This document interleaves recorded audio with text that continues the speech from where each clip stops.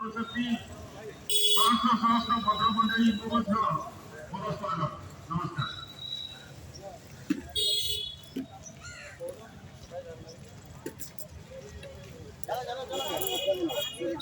बहुत बहुत धन्यवाद माननीय आयुक्त महोदय। अनुरोध करी अध्यक्ष जिला परिषद खोर्धा श्रीमती रूपश्री रानी कुमार सिंह महोदय को।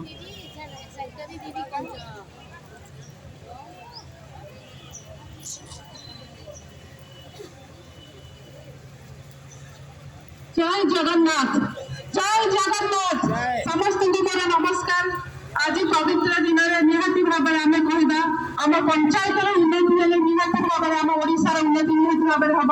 तेणु यही अवसर में आज आम खोर्धा जिलार खोर्धा जिलाकर भी उन्नतिर नवीकरण हम और ओडार विकास क्षेत्र में खोर्धा जिला ही नंबर वन रही।